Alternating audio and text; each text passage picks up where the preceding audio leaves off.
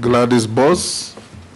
My left is Sarah Kyoko, our deputy clerk. I'll invite members who are your former colleagues to introduce themselves for the record, starting with Naisula. Naisula Lesuda, MP Samburu West. Kimani Shogo.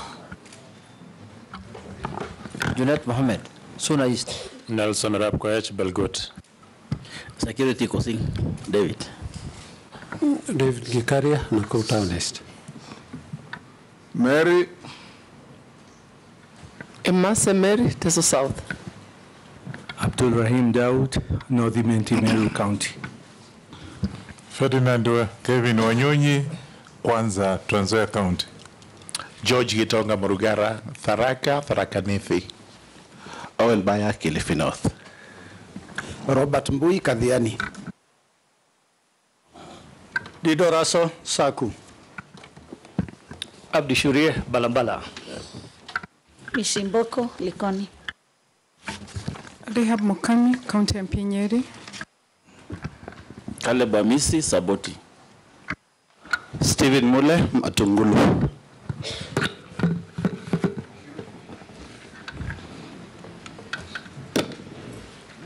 Honorable members, we will now proceed. I should disclose that the nominee was my pupil in her early years in my law firm. I should have done so with Kindiki as well. But, pardon? Yes, I have bragging rights. We will administer an oath before we proceed. You may select to take the Bible or the Quran or affirm. Which one do you take? Bible. Hold it in your right hand and recite the oath.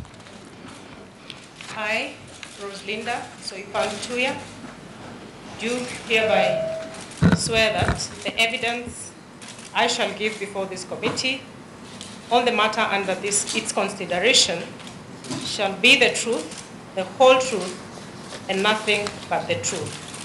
So help me God. Thank you.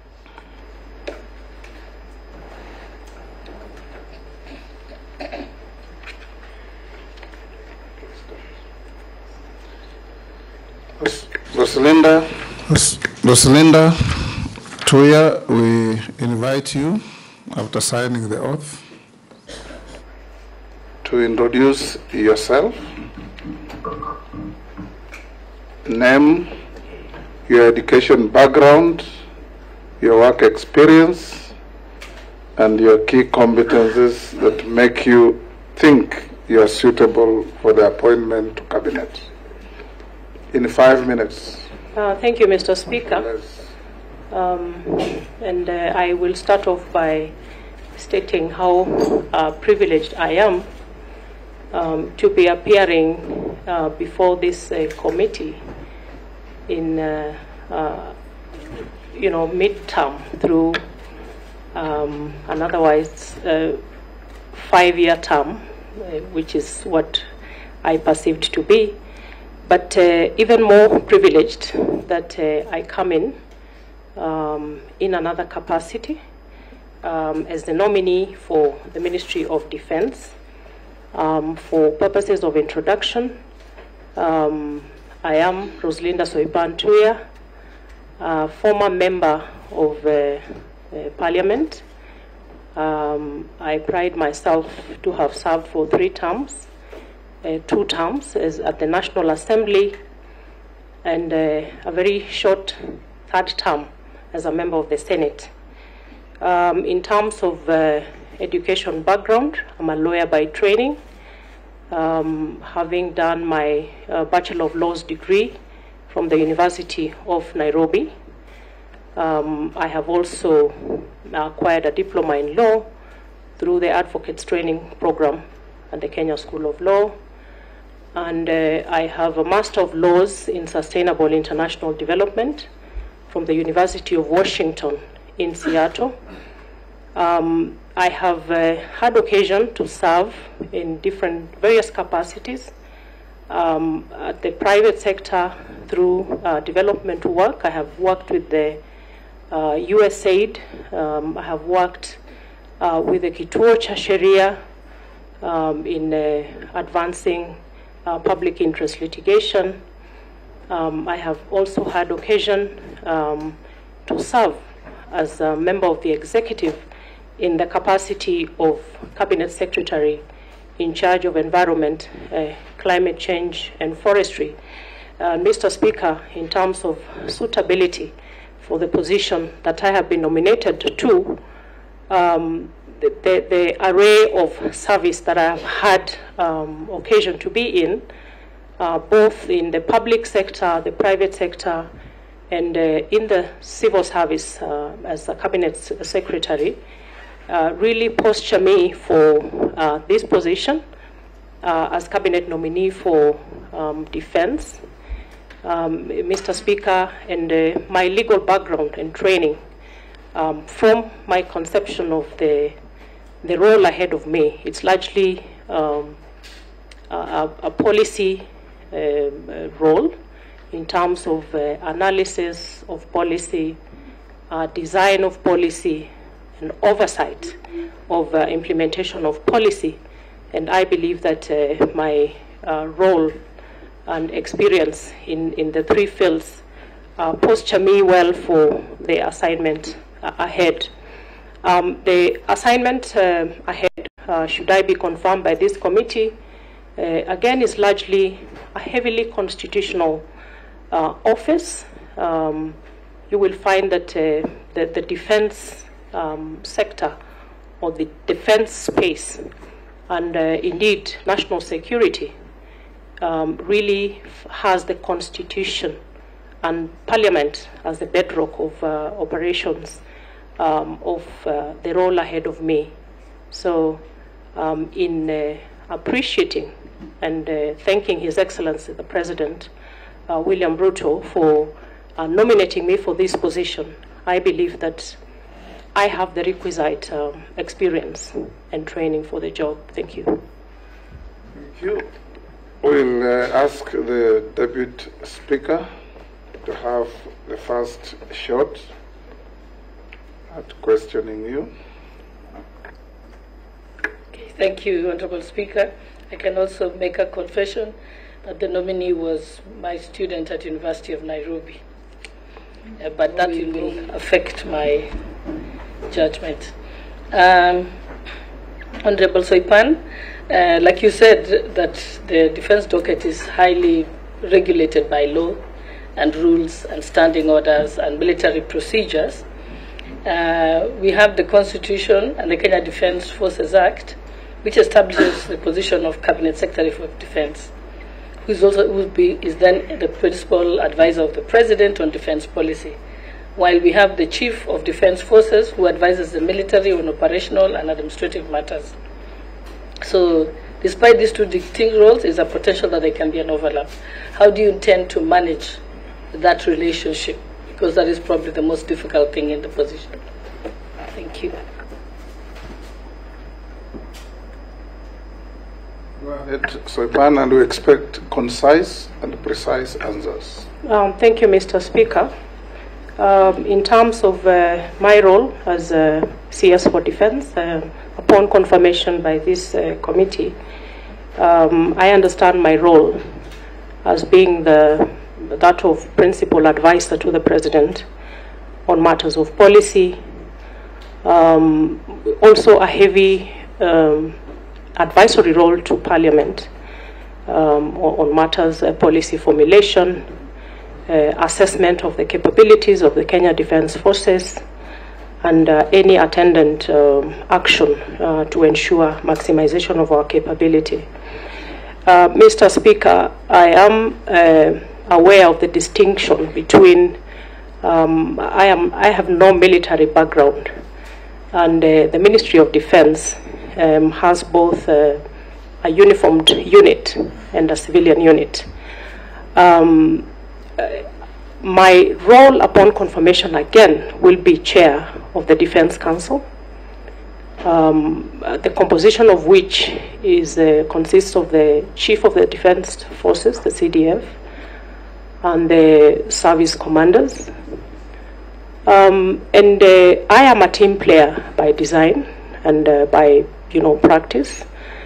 I am also very consultative in my leadership philosophy, and this is a skill set that I will have to employ heavily in terms of the need to understand the operational and administrative role of the uniformed side of the ministry for complementarity, but also to give me a competitive edge in terms of bringing my expertise from the civilian aspect, borrowing and learning from the uniformed aspect, so that my advisory role on policy is going to be rich and sufficient to advise the Commander-in-Chief, as well as my interaction with Parliament. So I am confident that I will bring a team spirit to the ministry, and particularly at the level of the Defense Council, which is where I will be interacting with the service commanders. Thank you. Majority Leader. Thank you, Honorable Speaker.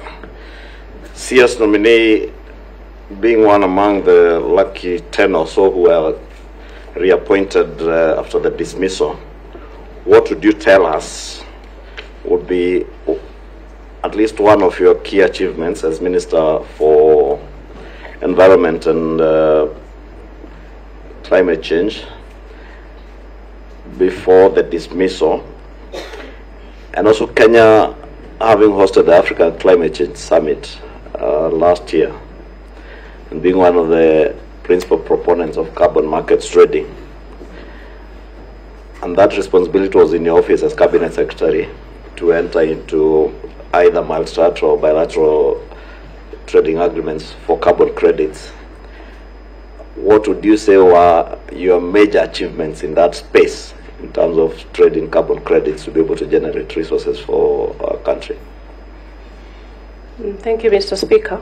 My role as Cabinet Secretary, Ministry of Environment, Climate Change and Forestry was one of them. Beside being the overall leadership on policy matters in the ministry, the environment and climate change sector is one that is cross-cutting across many sectors, but also at the various two levels of government, both national and county governments. I pride myself in successfully coordinating the various players in the environment and climate change sector, to the extent that Honorable Majority Leader, the success of the Africa Climate Summit, for example, was really a global event that brought the world to Nairobi and required a lot of heavy coordination. My other key priority as a CS Ministry of Environment was our ecosystem restoration program, the 15 billion tree growing program, which again, I believe I attained a significant amount of success in rallying the country to appreciate, right from individual Kenyan levels to ministries, departments and agencies and the various levels of players, to come together and rally around ecosystem restoration as a critical component of our climate action. The Africa Climate Summit was a success by all design, in that Kenya did a heavy lifting of a job in spotlighting the potential for Africa to become a very critical solution provider for the climate action, the globe over, and dispelling the prevailing portraying of Africa as a victim, as the underdog in terms of the area of climate action, and posturing Africa, Kenya, as part of a critical solution provider. In the issue of carbon markets, Honorable Speaker, again, it's a mark of success for me. Kenya is touted as the top leader in carbon trading in the region of Africa. But in terms of the transparency of it, how much it impacts the lives of everyday Kenyans, and how much of that profiling of Kenya as top in the carbon markets contributes to the GDP of the country was really not there. And what I did immediately I came into the ministry was focus on formulating a legal framework through amendment of the Climate Change Act to bring transparency, accountability, and bring out the issue of benefit sharing for communities around the carbon markets. And it is instructive to note that carbon trading is a very nascent space over the globe now as a form of innovative climate financing. And just immediately before I left the ministry, we had already set up structures ready for full implementation of the new legal framework around carbon trading. And I believe it's going to be of benefit to Kenyans. It's going to be of benefit to investors in the form of project proponents, and most importantly, to communities. Thank you. Minority Leader, you skip? Yeah. Yes, Nelson. As the chairman of Defense, Intelligence and Foreign Relations, I'll be directly oversighting you, Madam Soipan. In my 2 terms, if I was going there. You guys are interrupting my apologies. If confirmed, my 2 stints in Parliament has allowed me to see 4 generals, as both as just a member of Defense Committee and now as a chairman, and 3 cabinet secretaries. And the biggest issue, Madam Soipan, Honorable Soipan, has been the lack of appreciation from the civilian side of the military units and formation.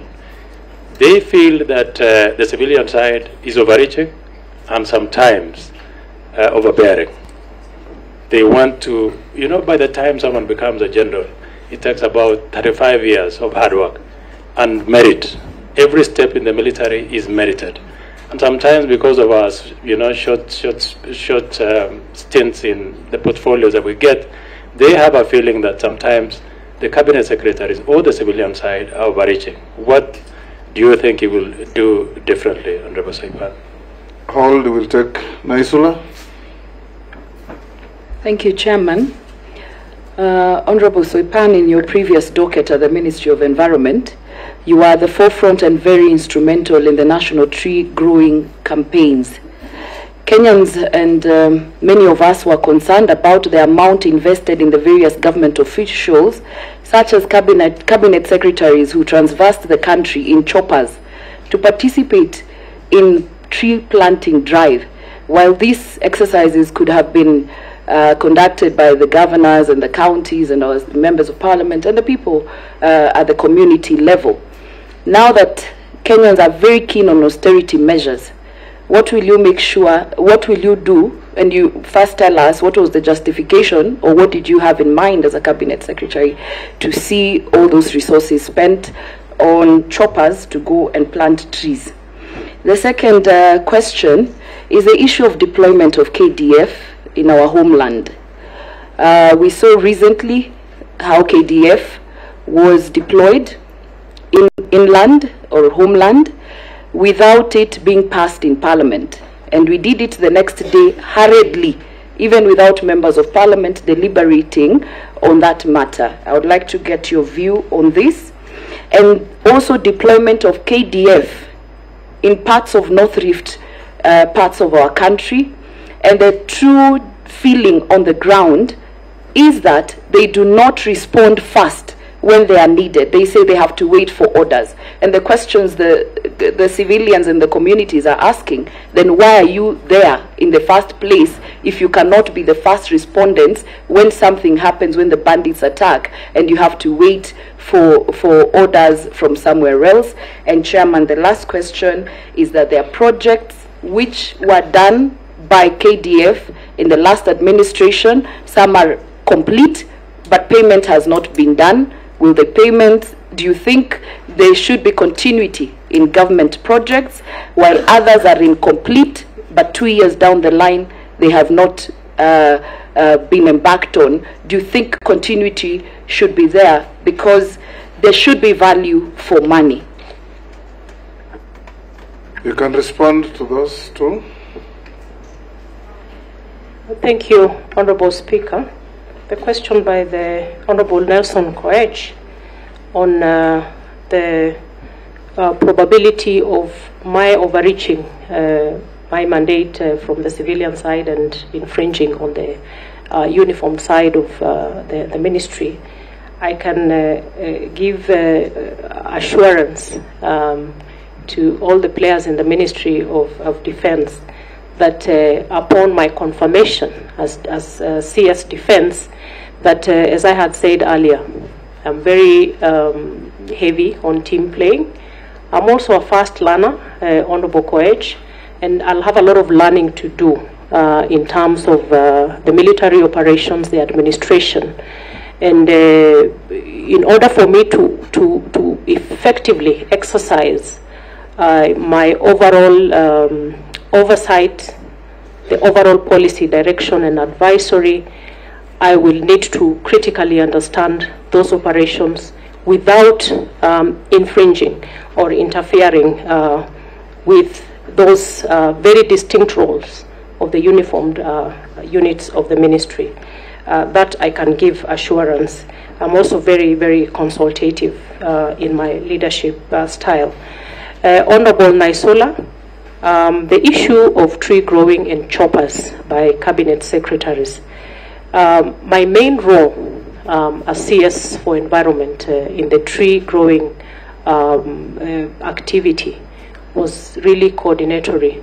And you will appreciate, Honorable Naisola, that the nature of the ecosystem restoration program is that it has to have everybody on board, from individual Kenyans, private sector, and all government agencies. So it cannot be the preserve of even the Ministry of Environment, and that is why we were very heavy on the whole of government and whole of society approach to the tree growing program.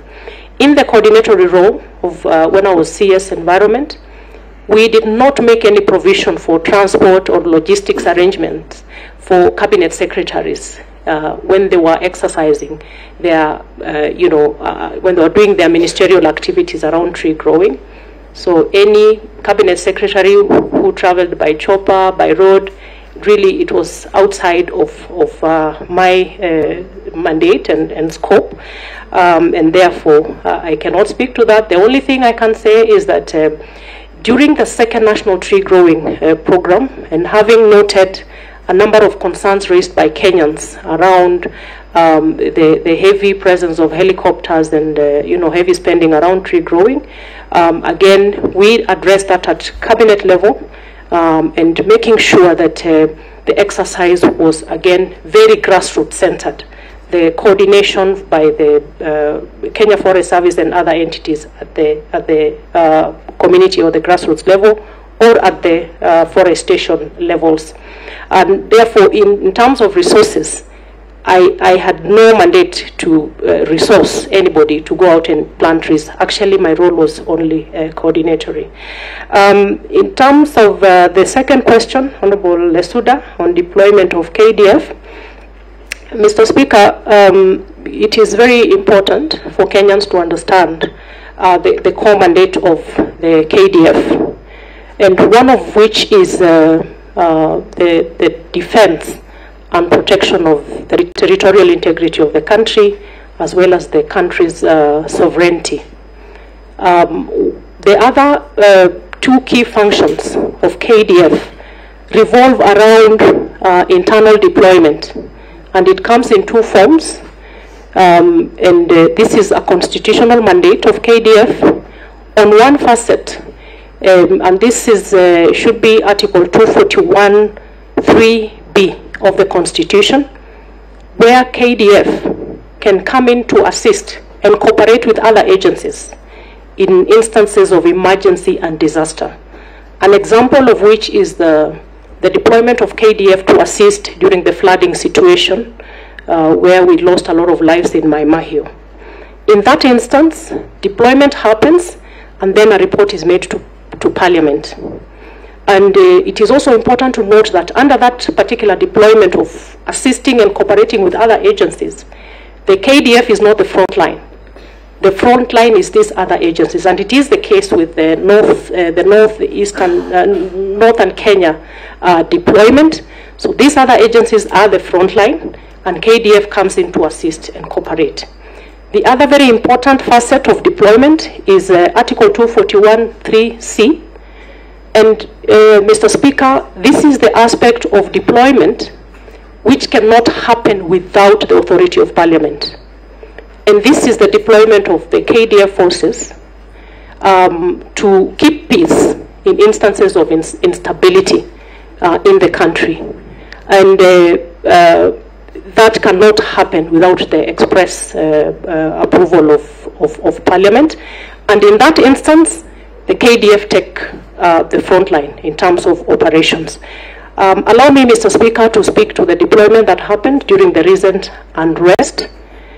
The deployment happened around the assistance and cooperation with other agencies. So it is not the 241(3)(c) where KDF takes the front line. And what happened is that the CS then did the deployment via gazette notice for KDF to assist the National Police Service. And the following day came before Parliament to seek authority for 241(3)(c). But the 241(3)(c) was never effected. The only effect was done on 241(3)(b) on assistance. And the reason why, in my thinking, that the deployment under 241(3)(c) never happened is because upon the court case, which I believe is still live, and I will not speak to the merits or demerits of the case, is that the court then mandated the government to expand on the scope, the nature, and the duration of the deployment, and that was done through a subsequent gazette notice, which then gave a broader definition of the deployment across the country, and until the unrest situation is addressed. Thank you.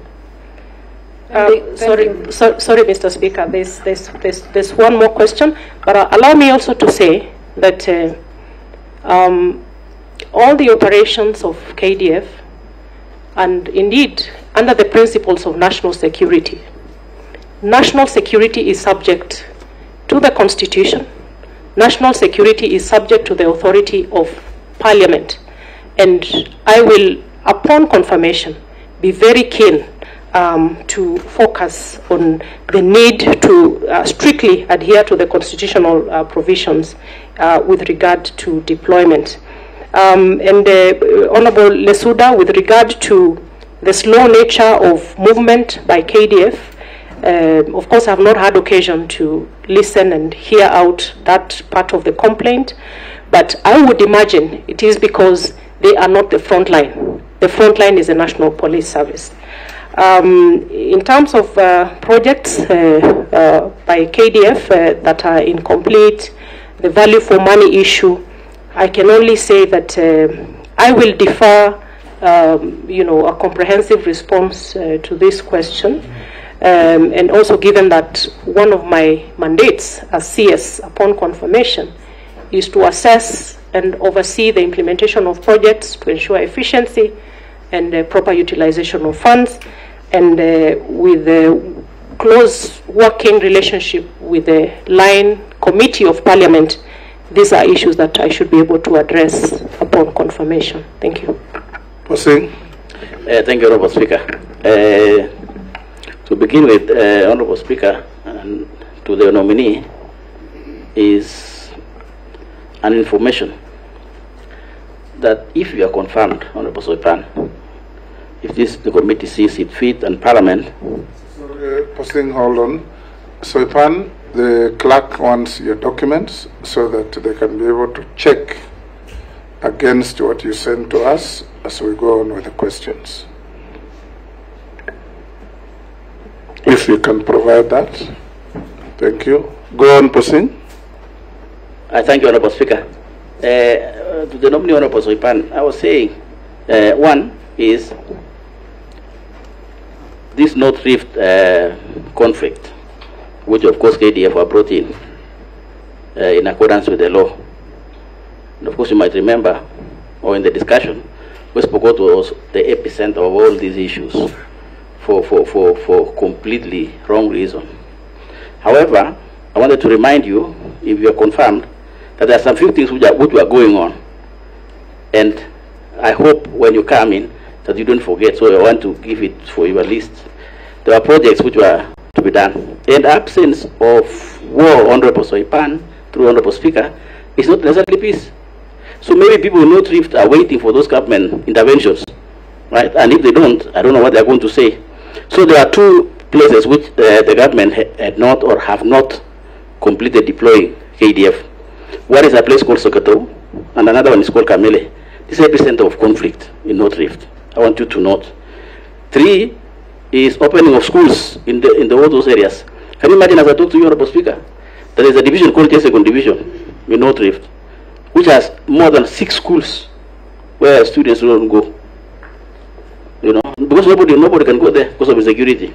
Whatever agreement with the leadership at that particular time that those schools were open and be done by KDF, that spans all the way from TRT, West Pokot, and something like that. So Honorable Speaker, through you, I want the Honorable nominee to know that should she be approved by Parliament to take over. The question there therefore is, Honorable Soipan, this recruitment of KDF has been bringing a lot of problems in the public at that local level in terms of corruption. And it's almost becoming an official thing where a parent with a child going for recruitment comes to some of us as leaders and asks for money. Can you imagine? Money to be used to pay people in KDF. And the average is between 600 and 1 million. Imagine. You know, it's terrible. It's terrible. And you know, locally and particularly for us pastoralists, being employed in the army is almost like going to heaven.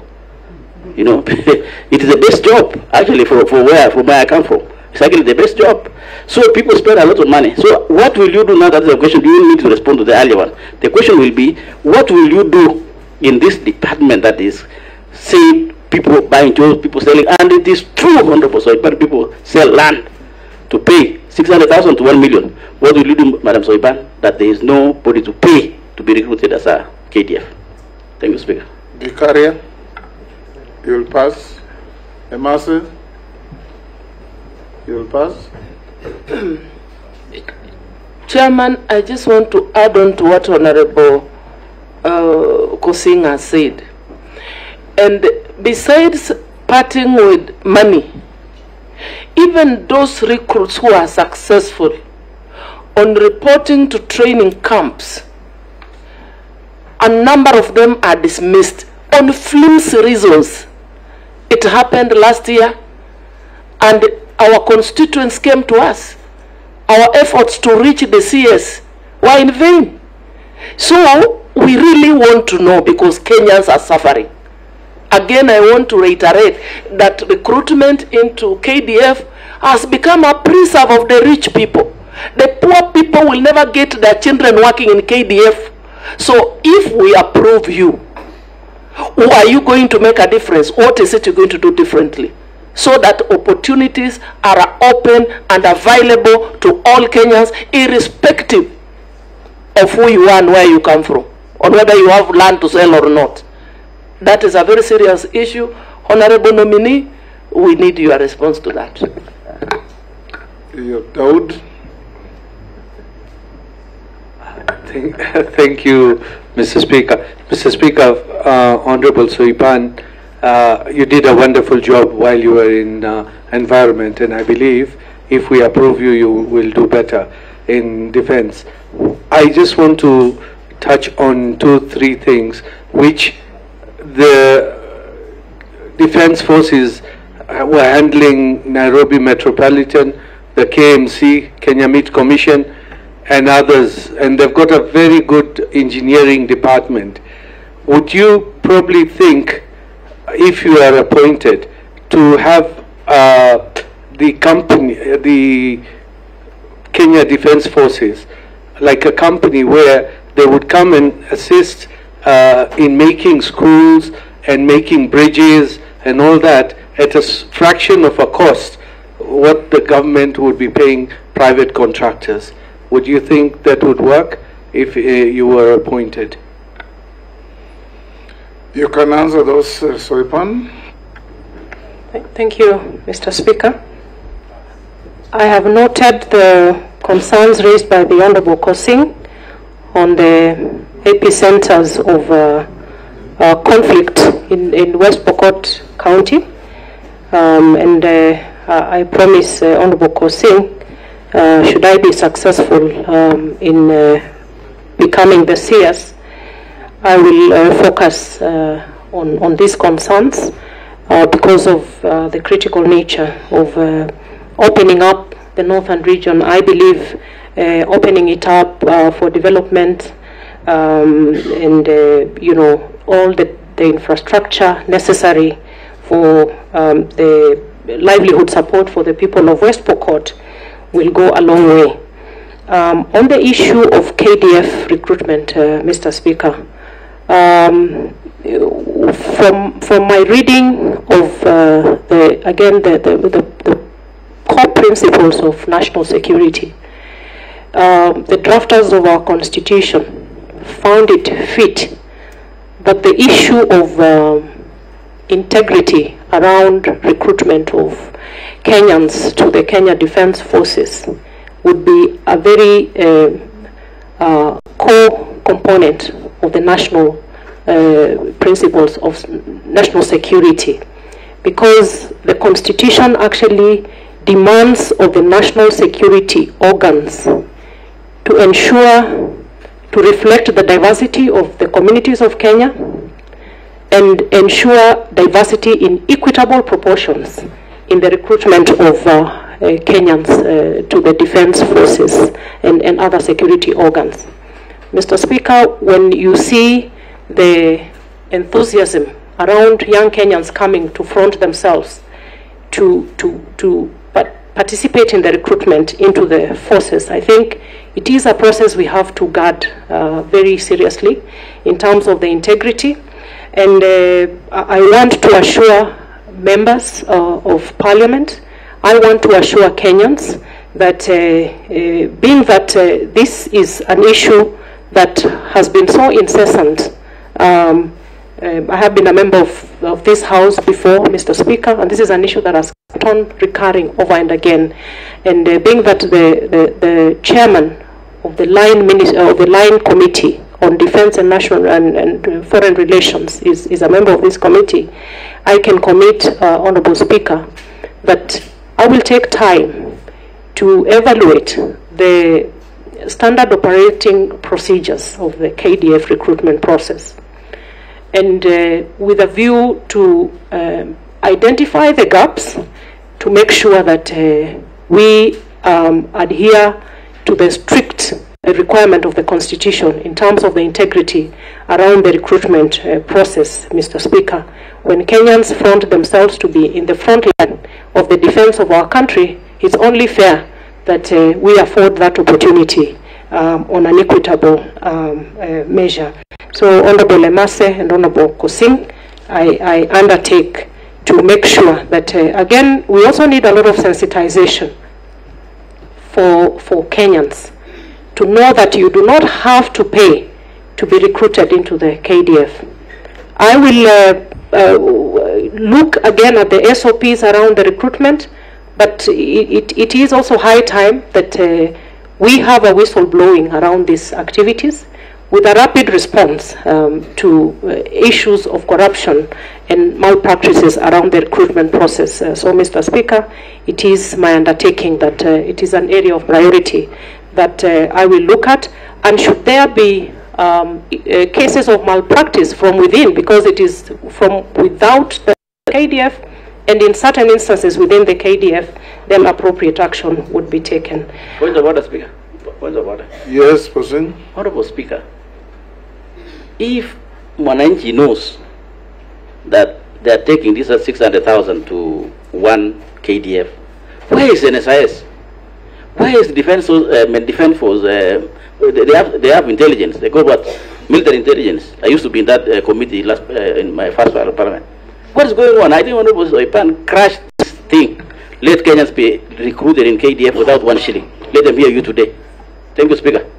That's not a question, it's a comment.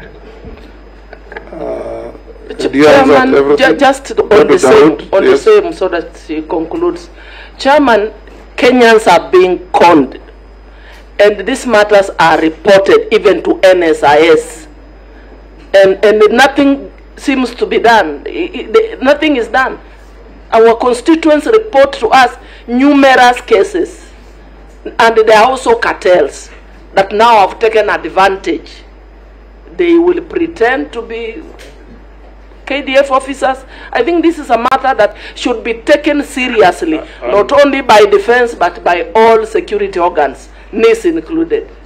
Yes, what's your point of order? Just to say, we as a committee were seized of such matters. Most of the things that are said are actually not pointing to the military itself, but people out there who decide to con on and say they work on behalf of the military, yet indeed the military are not even aware. There's a procedure of how the military picks its recruits, and that procedure is very elaborate. It's even put in the newspaper. And where officers have been found culpable, they have been court-martialed.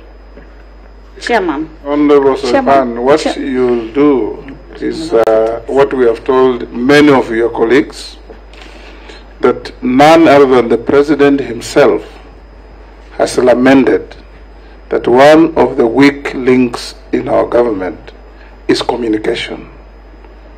That the people assigned responsibility to assist the President don't communicate enough. So if you are confirmed, you should undertake to the country that before any recruitment, you will carry out extensive information dissemination to Kenyans that this recruitment is on merit, it is free, and any con fellow who comes around asking for money in exchange for slots should be reported to the nearest agencies, be arrested, be prosecuted, and if convicted, sent to jail.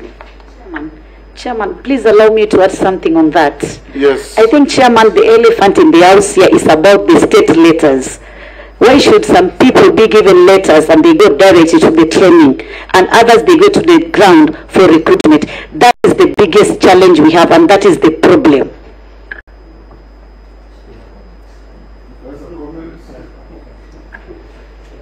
Mr. Speaker, before I respond to Honorable Dawood, allow me to say one more thing with regard to the recruitment menace and corruption. Mr. Speaker, should I be confirmed for this position, I will also be a member of the National Security Council, and as has been stated here, the issue of recruitment malpractices may not only be within the KDF, so this is an issue of grave national concern that I would endeavor within the operations of the National Security Council to raise it for proper redress.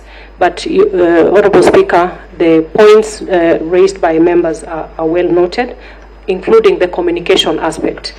The Honorable Dawood, the issue of the participation of the Kenya Defense Forces in the development agenda of the country, I think that really is the scope of your question. And we have a defense industry or industrialization policy whose import is really to have the KDF be part of the national development agenda because of certain competencies that are found within the KDF. When you look at certain state corporations under the Ministry of Defense, one of which being the Kenya Ordnance Factories Corporation, which deals with the manufacture of ammunition and is slowly expanding its mandate to food production. It comes with a facet of the KDF, which because of the competitive edge in terms of skills and expertise, it can then contribute to the national development agenda of job creation, food security, and the likes, and also in the construction industry. And that is the same scope of operation of KMC.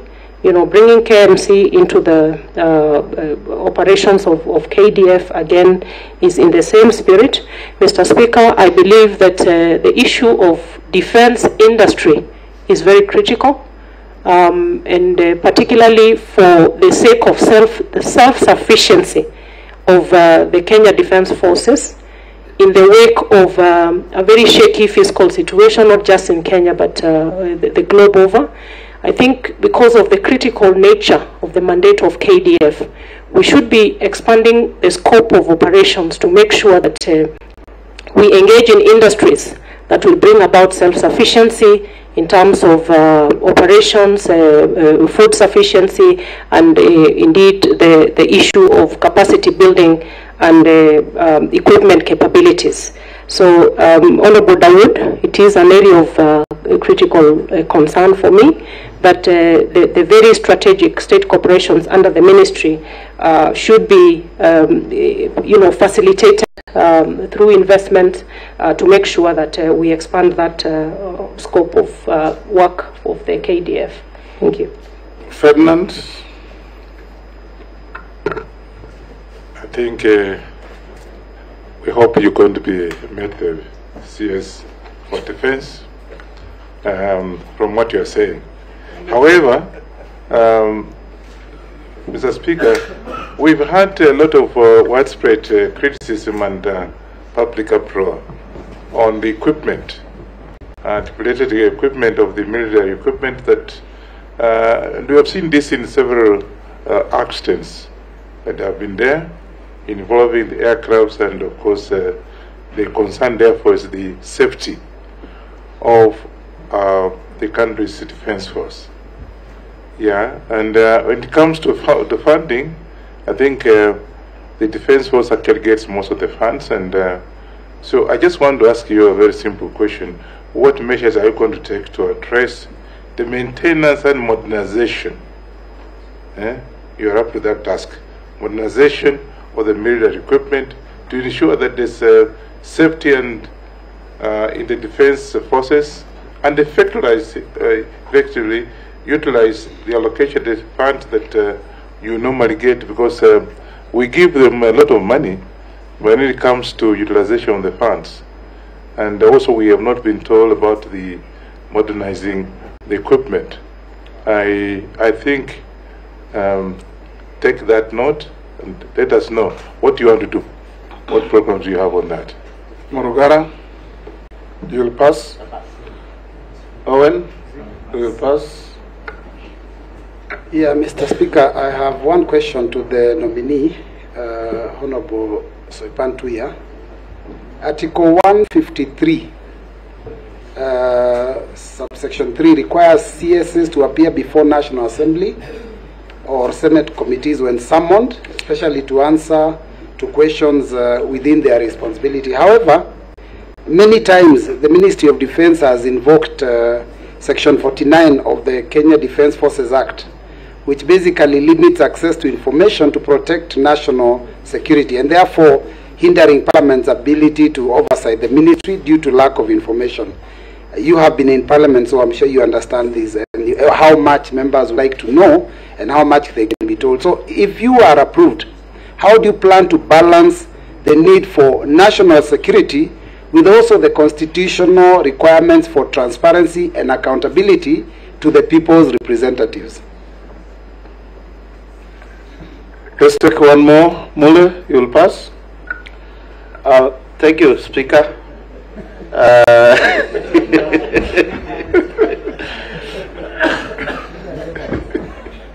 Thank you, nominee Honorable Soipan. I just want to declare my interest. She's a sister-in-law, and I want to find out from you, what is your vision of a better defense force in future in this country?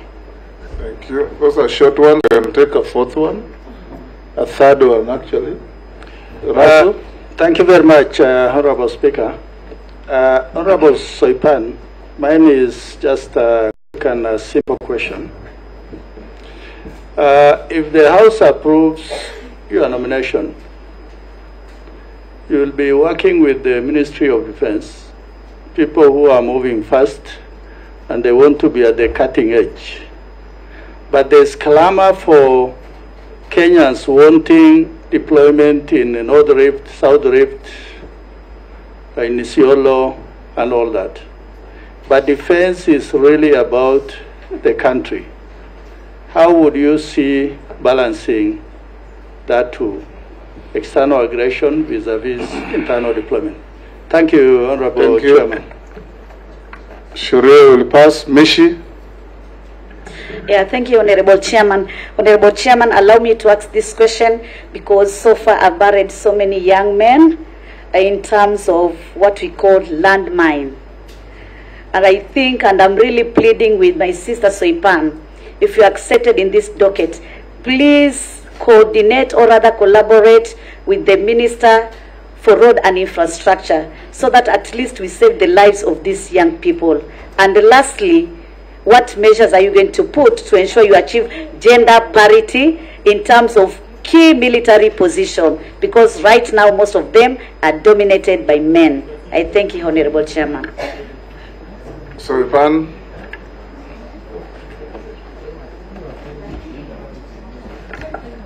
Thank you, Mr. Speaker.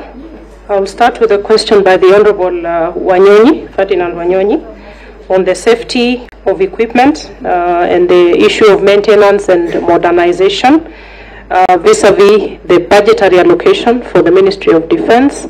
Mr. Speaker, on the issue of budget, the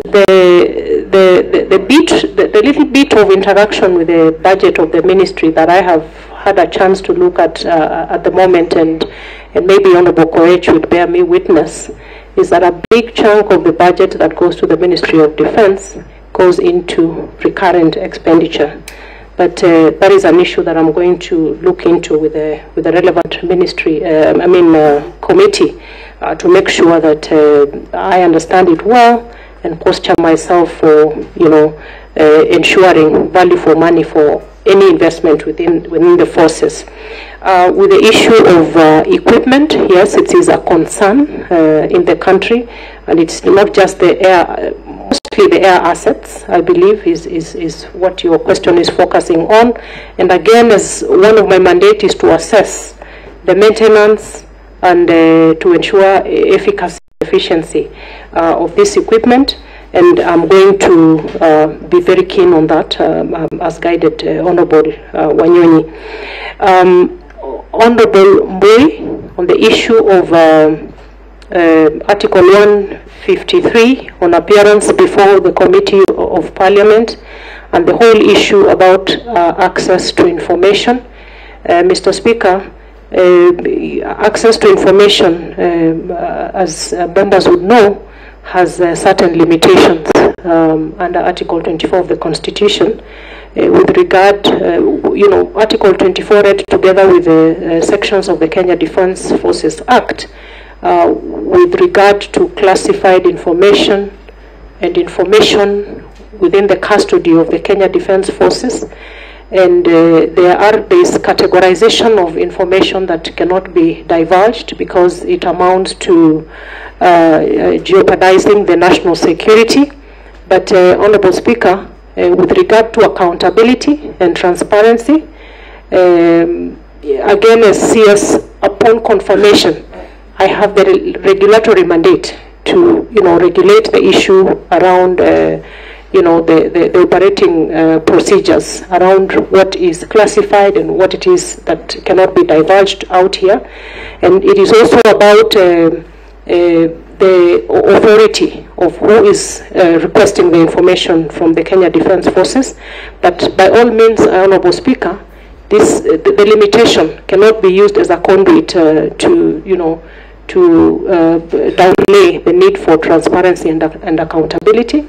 So through my chairmanship of the Defence Council, once approved, again is an issue that I will look into to ensure that there is a balance and that the ministry is not hiding under the limitation of the access to information constitutional provision. Honorable Mule, I think, it's Honorable Mule, on the issue of what vision I would have for a very effective KDF. It is really about a well-equipped posturing of the various forces, both the air, the water, and the land in terms of the army. It is about mission preparedness and readiness to respond to any external aggression in proportionate measure. And really, again, to make sure in terms of training, equipping and capacity building, the issue of the welfare of our service members is also of great concern for me, to make sure that the men and women who are again taking the front line in defense of the country are comfortable and well prepared to be ready for mission. The Honorable Dido Raso, the balance between readiness to respond to external aggression or potential threats of external nature, and what I might be reading that you're talking about over-engagement of the KDF internally. It's a balance that we must strike, and again, being that the whole defense and protection mandate is really under this subject to the authority of the Constitution, I will make sure that the deployment of external and internal aspects of deployment of KDF are in balanced proportions, noting that the core mandate is really the territorial borders of the country and protection of the country from external aggression.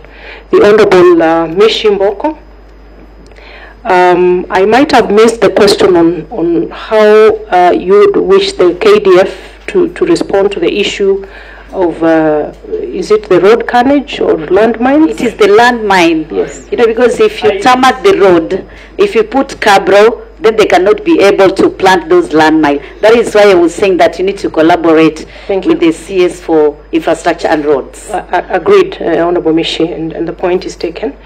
On the issue of gender parity, Honorable Speaker, I think as a country we have come from very far, because, Honorable Speaker, it is interesting to note that the Women's Service Corps was only disbanded in 1999 in the country, very recent. And the existence of the Service Corps meant that women were not integrated in the defense forces, that women in the force were not allowed to, you know, their rights were really limited in terms of even marriage and childbearing and deployment, you know, in operations. And I think we have come quite far, Honorable Speaker, but I have started reviewing the gender policy of the Ministry of Defense, and with a view to make sure that that progress that we made in the disbursement of the Women Service Corps is one that we will maximize to make sure that women find their space. For those that are intended on serving their country in the KDF are not limited in any manner, just the same way that we are saying for every other Kenyan, not just women. Thank you, Mr. Speaker. Mukami, you'll pass. No, this time no. Go on. Thank you, Chair.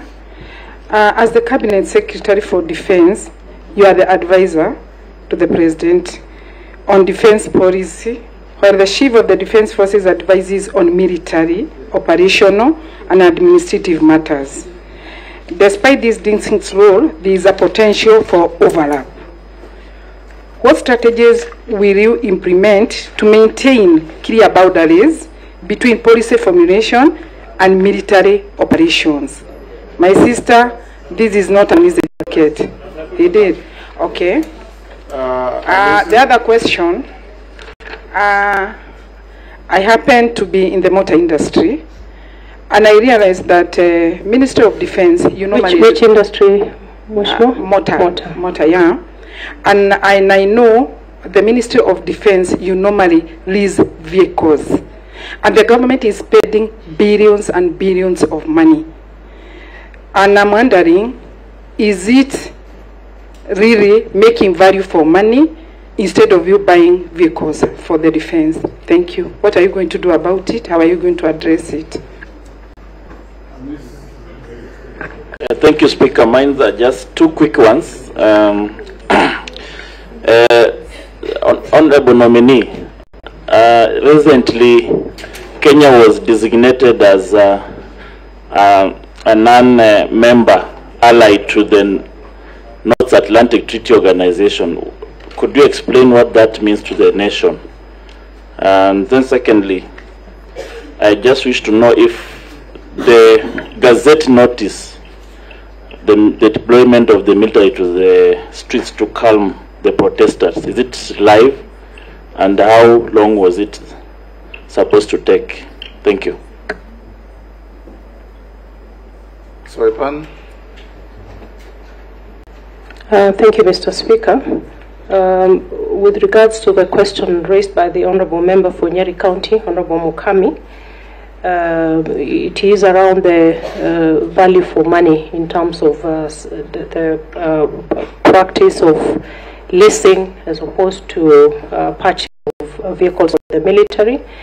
I will not venture much into it. It is an issue that I will have a look at in terms of what the prevalent situation is.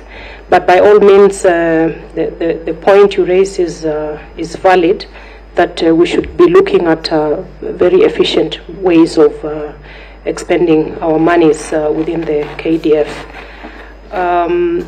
Honourable Speaker, the Honourable Caleb Amesi, the recent designation of Kenya as a major non-NATO ally by the US is one that we really should be proud of as a country. It places Kenya at a competitive edge in terms of bilateral engagements with the United States, and it comes with a lot of advantage in terms of access to equipment, access to training opportunities, and the general advancement of the defense cooperation between Kenya and the United States, and really the whole space around enhanced capability of our forces through defense cooperation with the United States. And just to say on the same light, Mr. Speaker, is that multilateralism is very important, bilateralism is very important, because Kenya has to play its part as part of the of a member of the larger community of states, again in the backdrop of a very dynamic geopolitical situation around security and defense matters. The question on the Gazette notice deploying the KDF, it is still live, and the time duration is until the normalcy is restored. And I think it's an issue that upon confirmation is to go back and assess the situation with a view to know the utility of whether to keep on having the deployment subsisting or to bring it to a halt, given that a fair amount of normalcy actually has been restored with regard to the recent unrest in the country. Thank you. Thank you, Soipan. I'll ask you a few mundane questions that you can answer. In your last deployment before dismissal, have you been adversely mentioned in any integrity-related report or investigations? Not at all, Mr. Speaker. Do you hold any leadership position in any political party? No. What is your net worth? Mr. Speaker, my net worth stands at 243,448 million Kenya shillings. How much were you worth at the last? It was 156 million Kenya shillings. What has occasioned the growth? Mr. Speaker, it's largely appreciation of assets, private business, and one asset acquired within Nairobi, Mr. Speaker. Thank you. We'll come to the end. Your documents have been looked at, compared with what you sent to us, and they've been found to be in order. So your originals will be given back to you. Memoranda. We also are informed by the clerk that you adequately responded to the memoranda sent against you, and there were 44. Some were just saying well done, others were saying you are not suitable, and so on. Those that had any details, you have responded. So unless you are lawfully held, you are hereby discharged. Thank you, Honorable Speaker. Appreciate it. Thank you.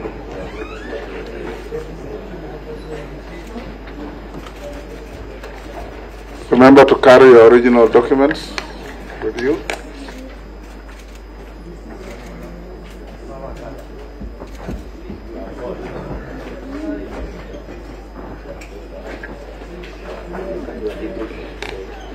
Members can remain behind. Our good team from the Fourth Estate, well done. You have conducted yourselves very well. So we encourage you to be here tomorrow morning. We'll start the